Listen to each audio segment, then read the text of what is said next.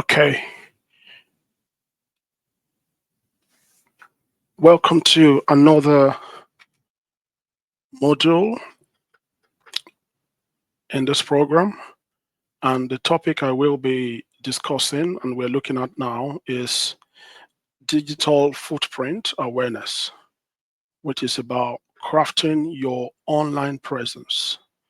I will be talking about the importance of managing your online presence, and I'll provide some ideas on tools to optimize your digital footprint. But first, I'm going to discuss some really important statistics around digital footprint and career success. The first one is 80% of employers check online presence of a candidate before hiring. And basically, this means that this check impacts decisions on recruitment significantly. According to a survey by read.co.uk and a study by the YouGov in the UK, 80% of recruiters look at a candidate's online presence to decide, whether they want to have a conversation or the candidate or the applicant is needs to be put forward or not. So it's that's serious.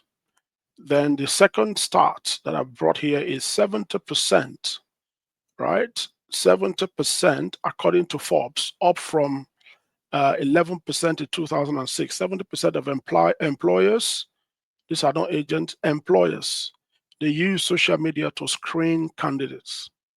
So a poor online reputation can negatively impact 70% of job applications. And then the last one is that 90% of job seekers maintain an active online profile. So 90% have at least one job-focused social media profile, according to Robert Walters. Now that we've gotten the stats out of the way, what is digital footprint, or what are they? Why do they matter? Number one, a digital footprint is the trail of data that you leave behind on the internet, online. Okay. So everywhere you go, everything you do, a like there, a comment here, a post here, and so on and so forth across different multiple platforms. The collection of all of those interactions and the touch points, they create a trail of footprints, or a trail of data, touch points that you leave behind on the internet. They are important because your digital footprint can impact your personal and professional life, as you can see from the statistics below. This includes social media posts, online purchasing, web browsing history, and so on and so forth. So what you do basically has a direct correlation or significant impact on your personal and professional life. And once information is online, it can be difficult to remove completely. As the saying goes, usually, the internet never forgets. The ubiquity of online interactions basically means that this is how your footprint is shaped. Yeah, the digital footprint, that is. Social media is number one. So every post you make, every comment you make, basically these things contribute to your link to your digital footprint on LinkedIn, on Facebook, on Pinterest, there's quite a number of platforms where people do things these days. Literally, we live all our lives online, right? Online shopping is another one. So we're looking at, under online shopping, probably looking at things like your purchase history, your reviews that you leave, or the reviews that you write, or the reviews that you go through to make your decision as well. They shape your customer profile, right? The third one is your searches on the internet, on the browser. Web searches, search queries build a picture. And these search queries basically talk about the kind of things you're interested in. Have you noticed where you typed a search on your mobile phone, or you were speaking to somebody about something, and then next time you log into your computer, in your browser history, on your Google recommendations, you're seeing the things you discussed or the things you searched on. Another, so those things basically shows those people who are making the advertisement that you potentially might be interested in these things. That's why they bring it your way. And of course, your email communication, professional and personal emails create the same thing we're talking about, your digital trail, which is your footprint. So a couple of things to bear in mind. There's the idea of a personal footprint, because a lot of people struggle to draw the line between, okay, how do I maintain my personal footprint and what's the correlation with my professional outlook? Your personal footprint reflects your individual interests, your relationships, your lifestyle choices. This can be like your social media blog post, your post on social media, your entries, forum discussions, and so on and so forth. Those are things that are your personal opinions or your personal views. But then on another side, you can have a professional footprint where things like your work history, your skills, your capabilities, your professional network, so things like your LinkedIn profile, your online portfolio, digital portfolio, your GitHub profile, and so on and so forth. I mean, some people even have like professional footprints on other social media platforms outside or aside from it's common to do that outside from LinkedIn. So LinkedIn is not just about the only professional network or social network platform. Okay, but basically you need to know, the difference between your personal footprint and your professional footprint and where, the lines connect. Now, let's talk about positive and negative digital footprint. So, positive footprint showcase your achievement, your skills, your positive contributions. They can enhance your personal brand and your career opportunities. Okay. Meanwhile, the negative footprint include things like inappropriate content that you post, maybe controversial statements that you make, or even unprofessional behavior online. So these things can harm reputation and limit opportunities. In fact, it's so important to know the policy of your company when it comes to the things you are able to do on the internet in terms of, statements you can make, whether controversial, whether political, and things like that.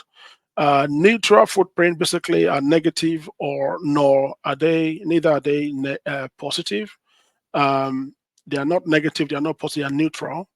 They provide minimal online presence and well balanced content. So if you're someone that you want to maybe have a different professional outlook and you also want to maintain a personal place where you can express yourself, you kind of need to know where, maybe choose a platform that allows you to maintain your professional outlook, and also maybe somewhere else where you can do your personal stuff when they don't kind of, you have to basically balance it out very well so that you minimize any negative impact on your personal life or your career. There are tools that you can use to monitor your digital footprint. So you can do some sort of exploration and you can do some sort of evaluation as well. So I've put some nice suggestions here. You can set up things like Google Alerts for your name to monitor mentions across the internet. So you can set up Google Alerts to say wherever your name is mentioned, then it will alert you when people are searching for stuff. So that's a good one.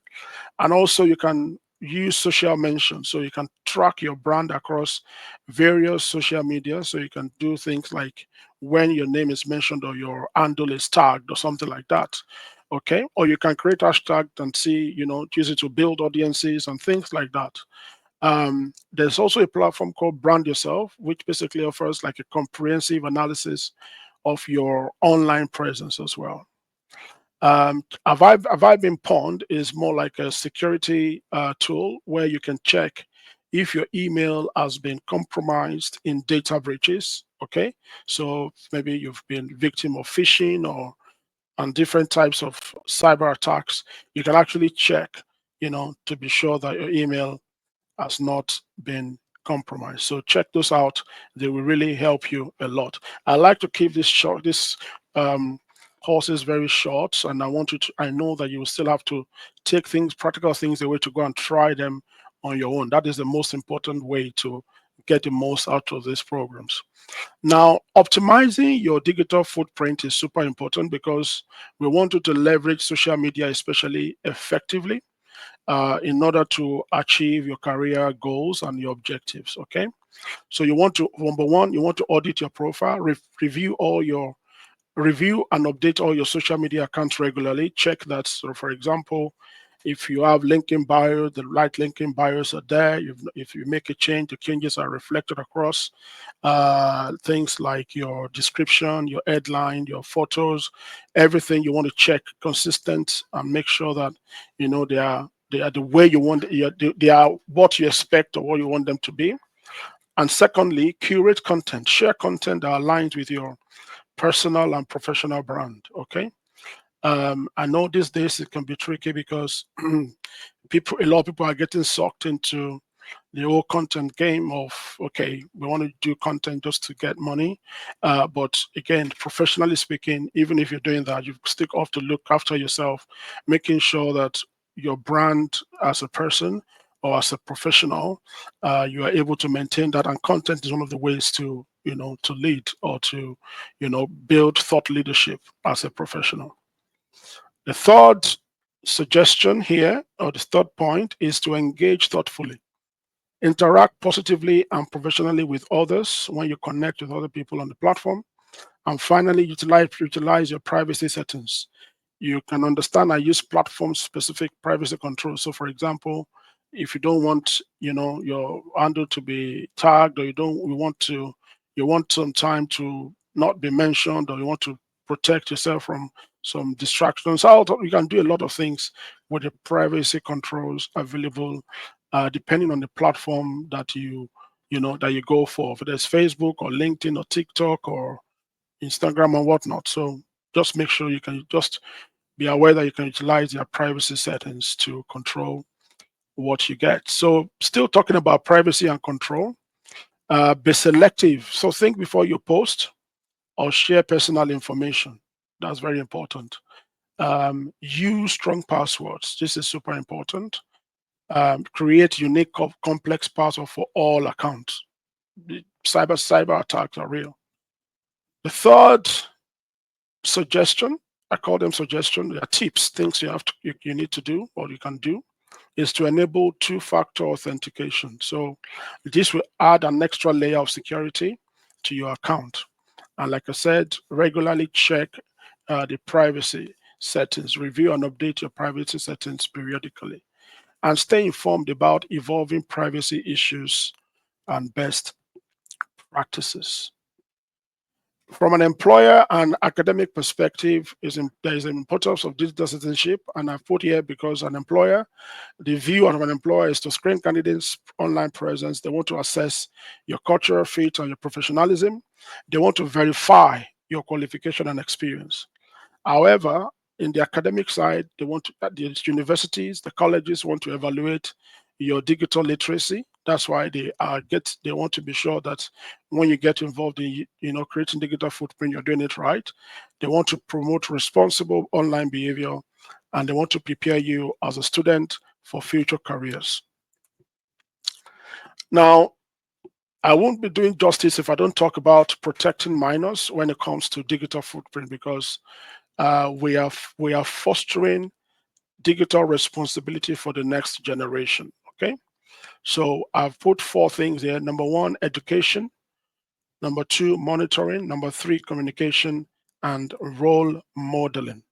Okay, teach children about online safety and responsible digital behavior. This is very important. Use parental controls and stay involved in your children's online activities. Very important. And maintain open dialogue about online experiences and potential risks as well. Discuss with them, talk to them about it. Finally, role modeling involves demonstrating positive digital citizenship in your own online interactions. Because, like me, I don't need to say this, but um, they say kids or children, they learn from what you do, not necessarily from what you just say, not only from what you say, but mostly from what we do as adults or as parents. Adapting to evolving technologies means that I would recommend that you stay informed, follow tech news. There's a lot of blogs, so follow them, especially the ones on digital privacy, uh, continuous learning. Basically, attend a lot of workshops, take online courses like this program on digital literacy. Try new platforms with caution and check, making sure that you prioritize your privacy. And then, of course, continue to adapt and adjust, regularly review and update your strategy, because at each point in time, you have to know where you are and what works for you. And in final conclusion, um, I'm doing this, or I included this model because I want everybody to embrace the digital footprint empowerment. Be aware, understand the impact of your online actions. I've given you some statistics at the beginning. Stay vigilant, monitor and manage your digital presence. Number three, find the right mix of visibility and protection. You want to be visible, at the same time, you want to protect yourself and your brand. Okay. And of course, evolve. So basically, adapt to new technologies and best practices. Okay. Follow me online. You will see a lot of these things that I do, and I talk about these things quite a bit. Thank you so much, and I'll see you in the next model.